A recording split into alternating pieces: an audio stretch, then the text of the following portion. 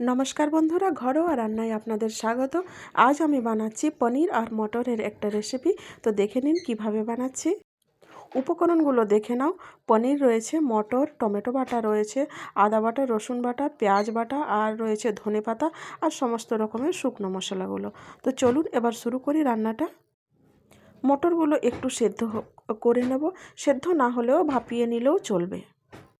ওদিকে মটর সেদ্ধ হোক আর আমি এদিকে একটু নুন জল করে নেব। জলের মধ্যে নুন দিয়ে গুলে নেব। এরপর আমি যেটা করব, পনিরটাকে ভেজে নেব। পনিরটাকে অনেক বেশি ভাজবো না, একটু জাস্ট লাল লাল করে নেব, তাহলেই হবে। কিছুক্ষণ আমি এইভাবেই নাড়তে থাকবো।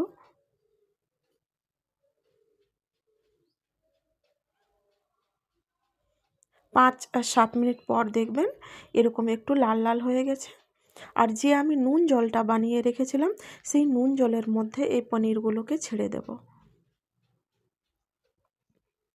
পনিরটা দেখবেন একটু বেশ স্পঞ্জের মতো হয়ে যায়, জানেন তো, বেশ সুন্দর হয় এভাবে রান্না করলে।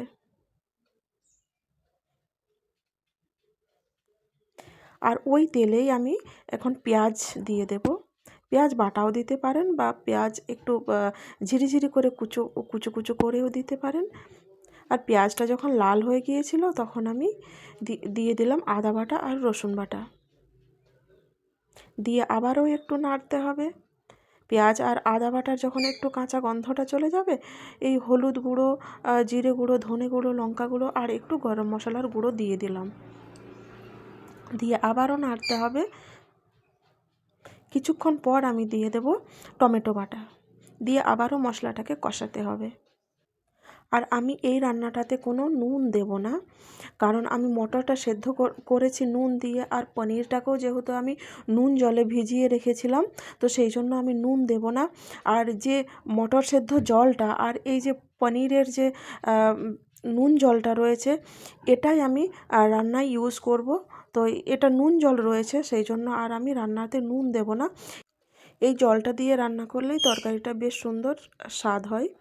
এই যে মশলাটা কষানো হয়ে গেছে, আর এখন আমি দিলাম মটর আর পনির। দিয়ে আবারও আমি কষাবো।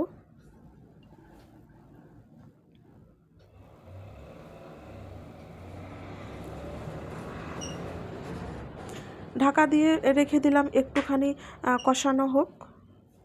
কষানোটাও হয়ে গেছে আমার, দেখুন মশলা থেকে তেল ছেড়ে দিয়েছে।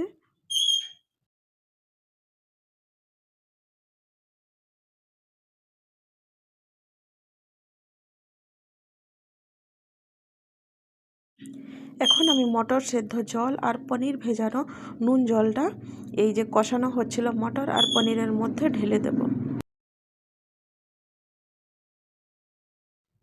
এখন আমি ধনেপাতা দিয়ে দেব। এরপর আমি ঢাকনা দিয়ে ঢেকে দেব, একটু ফুটতে থাকবে। কিছুক্ষণ পর আমি ঢাকনাটা তুলে নেব। দেখুন রান্নাটা আমার হয়ে গেছে। তো চলুন আমি একটা অন্য পাত্রে রান্নাটা রেখে নিই। দেখুন কত সুন্দর হয়েছে রান্নাটা। এটা ভাত, রুটি, পরোটা সবার সাথেই ভালো লাগবে খেতে। এই দেখুন কত সুন্দর হয়েছে।